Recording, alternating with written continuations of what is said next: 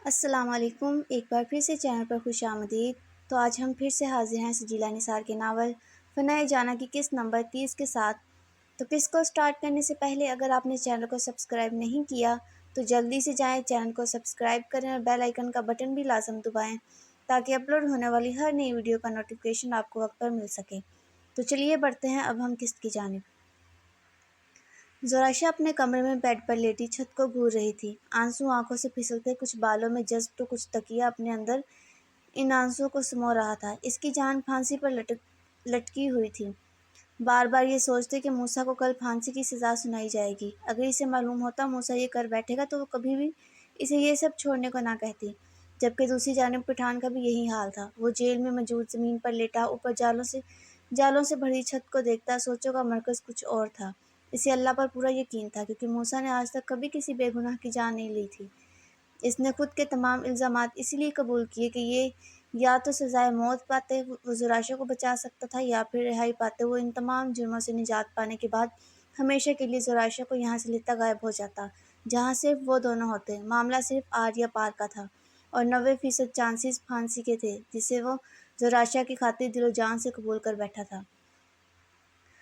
زورائشہ رات 8 بجے مردہ جسم لیے بیڈ سے اٹھی تھی۔ ایک دن میں ہی اس کی حالت بدتر ہو گئی تھی۔ وہ پہلے والی زورائشہ کسی صورت نہیں لگ رہی تھی۔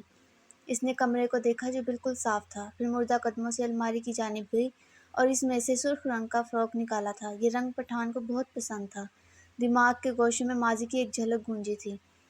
قربان تم ایسا کرو، تمام سوٹ سرخ خرید لو، ہر وقت ریڈ ڈریسز پہنا کرو۔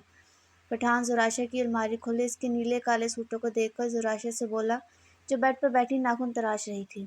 مجھے خاص پسند نہیں سرخ رنگ، وہ ناک چڑھائے بولی تھی، لیکن تمہارے شوہر کو تو بے تحاشا پسند ہے نا۔ وہ اس کی الماری بند کیے اپنی الماری کھولے بولتا اندر سے رومال نکالنے لگا۔ کیوں تمہیں کیوں یہ ڈیش رنگ پسند ہے؟ وہ اب پیروں کے ناخن تراشتے اس سے پوچھنے لگی۔ کیونکہ یہ رنگ خون سے ملتا جلتا ہے، اس سے متشابہ رکھتا ہے، اور خون تو پٹھان کی جان ہے، جنون ہے۔ پٹھان پیچھے پلٹتے اسے دیکھتے ایک جذب سے بولا تو اس نے جھرجھری لی، جبکہ اس کے یوں جھرجھری لینے پر اس کے لب مسکرائے تھے۔ ڈراتے کیوں ہو پٹھان؟ اس نے گلا تر کرتے کہا تو پٹھان کا قہقہ گونجا تھا۔ یہ قہقہ اسے آج کہیں بھی کہیں کمرے میں سنائی نہیں دیا تھا۔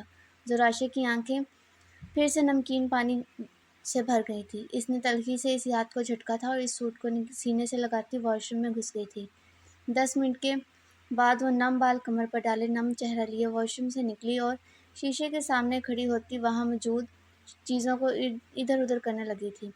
اسے نہیں معلوم تھا پٹھان آئے گا یا نہیں، بھلا وہ کیسے آ سکتا تھا جیل سے نکل کر اتنے کڑے پہرے پر، اور اس پر تو پہرا ڈبل تھا۔ اس کا وہاں سے نکل کر اس کے پاس آنا ناممکن سے بھی ناممکن تھا، لیکن پھر بھی اسے اس کی بات ماننی تھی۔ اس کے لیے خود کو سجانا تھا، سنوارنا تھا، وہ آئے نہ آئے اسے خود کو اس کے رنگ میں رنگانا تھا، اس کی بات کا پاس رکھتے اس کے لیے تیار ہونا تھا۔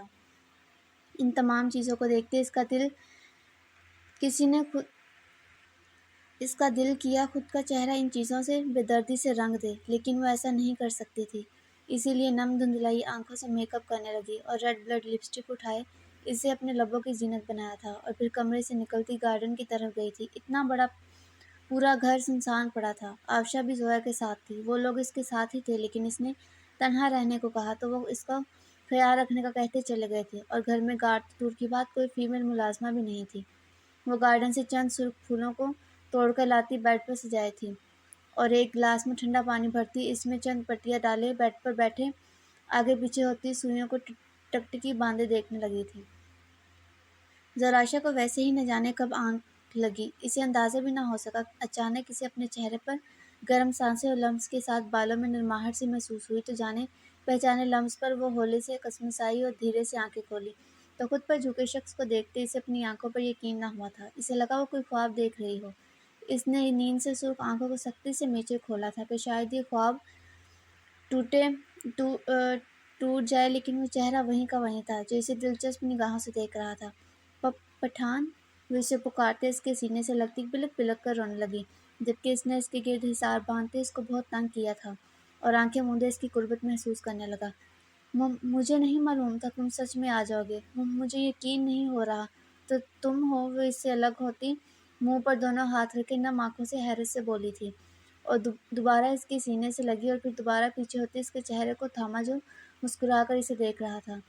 تم کیسے آئے پٹھان؟ مطلب وہ جو حیرت سے یہ سوال کر رہی تھی کہ اس کا سوال مکمل ہونے سے پہلے اس نے انگلی اس کے لبوں پر رکھتے خاموش کروایا تھا۔ میں نے اپنے قربان سے کہا تھا میں آؤں گا، تو بھلا پٹھان بھی کبھی اپنی بات سے مکرا ہے؟ خاص کر وہ بات، وہ وعدہ جو اس نے اپنی شریک حیات سے کیا ہو۔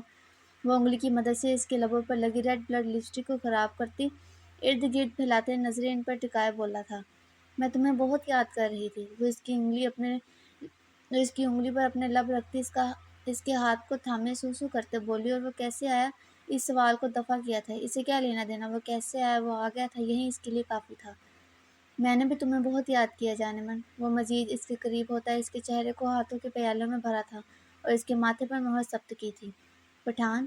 زراشا اسے خود پر دھیرے دھیرے قابض ہوتے دیکھ اس کا نام پکارا، جس نے چہرہ اٹھائے بہکی نگاہوں سے اسے دیکھا تھا۔ کل کیا ہوگا؟ اس نے لب کچائے پوچھا تھا۔ جو منظور خدا ہوگا وہی ہوگا۔ اس نے اس کے گلے میں موجود دوپٹہ اتار کر زمین پر پھینکا تھا۔ مجھے ڈر لگ رہا ہے کل کہیں تم مجھ سے جدا نہ ہو جاؤ، میں مر جاؤں گی پٹھان۔ کیوں کیا تم نے ایسا؟ وہ اس کا گریبان کو اپنے مٹھیوں میں جکڑے پھر سے رو دی تھی۔ ایک بار مرنا اچھا یا روز روز اس دلدل میں مرنا؟ بتاؤ۔ ایک بار کا مرنا اچھا ہے میری جان، ورنہ یہ لوگ ہم دونوں کو محبت سے رہنے نہ دیتے۔ میں یہ سب چھوڑ بھی دیتا تو یہ لوگ مجھے پھر بھی سزائے موت دلوانے کے لیے پوری زندگی لگا دیتے۔ پٹھان نے اس کے آنسوں کو نرمی سے صاف کرتے ہوئے کہا۔ پھر ہمیں یہ جو آج لمحہ نصیب ہوا ہے یہ بھی نہ ہوتا۔ ایک گینگسٹر کی زندگی یہی ہے میری جان۔ کیا کبھی کسی گینگسٹر کو بھی امن سے رہنے دیا ہے جس نے بے تحاشا قتل کیے ہوں؟ کیا وہ یوں بنا کسی چیز کے آزاد رہ سکتا ہے؟ کیا یہ سب بہت ضروری تھا؟ یہ سب میں نے تمہارے لیے کیا ہے، ورنہ اگر میں یہ سب نہ چھوڑتا تو عدالت پولیس میں ہمت نہ تھی وہ میری طرف نگاہ اٹھا کر بھی دیکھ لیں۔ وہ اپنی بات مکمل کیے دوبارہ اس پر جھکا۔ وہ جو دوبارہ کچھ بولنے والی تھی کہ پٹھان کا ہاتھ اپنے منہ پر رکھنے سے خاموش ہو گئی تھی۔ پٹھان اس کے ساتھ ہر لمحہ ہر سیکنڈ بہت یادگار گزار رہا تھا۔ وہ نہیں جانتا تھا یہ اس کے ساتھ گزاری آخری رات ہے یا اس کے بعد بھی وہ اس کے ساتھ رہے گا۔ وہ یہ سب سوچنا بھی نہیں چاہتا تھا اور نہ ہی زراشا کو سوچنے دینا چاہتا تھا۔ وہ مکمل اسے اپنی قربت میں قید کر دینا چاہتا تھا۔ میں تمہارے لیے ایک چیز لایا ہوں۔ کچھ توقف کے بعد پٹھان اس سے دور ہٹتا بولا تو وہ بھی بالوں کو ٹھیک کرتی اٹھی تھی اور اشتیاق سے اسے دیکھنے لگی جو جیب سے کچھ نکال رہا تھا۔ جیب سے گن نکلتے دیکھ اس نے پھٹی پھٹی نگاہوں سے اس گن کو دیکھا تھا، جس نے مسکرا کر اسے صوفے پر اچھالا اور دوسری جانب سے ایک خوبصورت باریک تار اور ایک نگ والا لاکٹ نکالا تھا۔ کیسا ہے یہ؟ اس نے وہ لاکٹ اس کے سامنے لہراتے ہوئے پوچھا، جس کی آنکھوں میں پسندیدگی کی چمک اٹھی تھی۔ بہت خوبصورت۔ زراشا اسے انگلی کی پورے سے چھوتے بولی تو اس نے مسکرا کر اس کا رخ موڑتے گردن سے اس کے بال ہٹاتے اس لاکٹ کو پہنایا تھا اور وہاں پر اپنے لب رکھتے اسے پیچھے سے باہوں میں بھرا تھا اور ویسے ہی اسے باہوں میں بھرتے بیڈ پر لٹاتا اوپر تک اس کے اور اپنے اوپر کمبل تان لیا تھا۔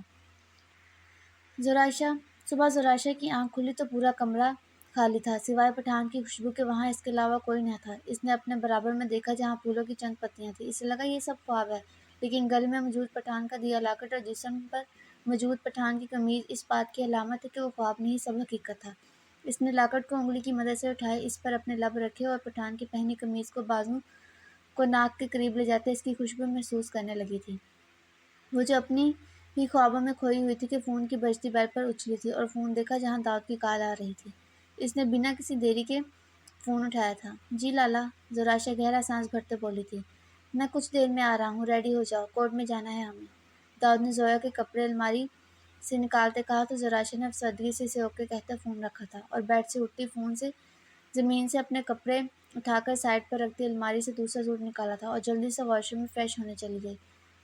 آج پھر پٹھان کو کٹہرے میں لایا گیا تھا، جو کل کی نسبت آج بہت نکھرا نکھرا اور فریش لگ رہا تھا۔ وجہ کل رات زراشا کی قربت تھی۔ سر پر بندھے رومال سے نکلے ماتھے پر بکھرے بالوں کو ایک ادا سے پیچھے کرتے زراشا کو دیکھا جو ٹکٹکی باندھے اسے ہی دیکھ رہی تھی۔ اس کو دیکھنے پر وہ چہرہ جھکا گئی تھی۔ پھر پٹھان نے جج کو دیکھا جو آج پریشان لگ رہا تھا۔ اس نے سر جھٹکا، اس کا کیا لینا دینا تھا جج سے؟ ایک پولیس آفیسر جج کے پاس آیا اور اس کے کان میں کچھ کہا نہ جانے پٹھان کو دیکھتے گہرا سانس بھرا تھا اور پھر سر کو اس بات میں ہلایا۔ مقدمہ شروع کرنے سے پہلے میں ایک بات مسٹر پٹھان سے کہنا چاہوں گا کہ آپ کو جو بھی سزا سنائی جائے اس سے آپ باہر موجود بڑی تعداد میں عوام سے ہمدردی نہ لینا چاہیں گے۔ یقیناً ایسا ہی ہوگا کیونکہ وہ عوام یہ چاہتی ہے آپ کو موت کی سزا نہ سنائی جائے، لیکن یہاں وہی فیصلہ ہوگا جو حق ہے وہ بولتے بولتے رکا تھا اور پٹھان کو دیکھا جو داڑھی کھجائے اسے ہی دیکھ رہا تھا، جیسے بتانا چاہ رہا ہو بولتے رہو، مجھے تمہاری کسی بات میں کوئی دلچسپی نہیں۔ یقیناً لوگ آپ پہ سے باہر ہو چکے ہیں جن کو ہماری پولیس نے ایک وقت کے لیے روکا ہے۔ میں حیران ہوں اتنے بڑے قاتل گینگسٹر، ملک کے مشہور گینگسٹر کے لیے یہ عوام دعا گو کیوں ہے؟ وہ کیوں آزادی چاہتی ہے؟ خیر، عوام اپنا بھلا نہیں سمجھتی۔ جج آخر میں ٹھنڈی آہ بھر کر رہ گیا تھا۔ عدالت شروع کی جائے۔ جج کے حکم پر وہ وکیل سامنے آیا اور سر کو خم دیا۔ کچھ بھی نہیں بچا بولنے کو جج صاحب، حقیقت سامنے ہے۔ مسٹر موسیٰ پٹھان اپنا جرم قبول کر چکے ہیں اور اتنے قتل کیے ہیں کہ ان کی گنتی بھی نہیں یاد۔ میری صرف اتنی درخواست ہے، تمام بے گناہوں کے خون کا بدلہ پٹھان کو سزا کی صورت دیا جائے۔ شکریہ مائی لارڈ۔ وہ وکیل اپنی بات کہتا پیچھے ہٹ گیا۔ آپ کچھ کہنا چاہیں گے اپنی صفائی میں مسٹر پٹھان؟ وہ جج اب پٹھان کی جانب متوجہ ہوا جس نے نفی میں سر ہلایا تھا۔ اس کے نفی میں سر ہلانے پر جج نے کچھ سوچتے اپنا قلم اٹھایا تھا۔ یقیناً وہ فیصلہ لکھنے لگا تھا۔ وہاں سب کی دھڑکنیں تھم گئی تھیں اور باہر عدالت کے سب اس بات کے منتظر تھے کہ نہ جانے کیا فیصلہ ہوگا۔ جج نے لکھنا شروع کیا تھا، یہ عدالت موسیٰ پٹھان کے اعتراف جرم اور بے شمار ان گنت قتلوں پر اسے سزائے موت یعنی پھانسی کی سزا سناتی ہے۔ الفاظ ہی یہ پگھلا ہوا سیسا جو ان کے کانوں میں انڈیلا گیا تھا۔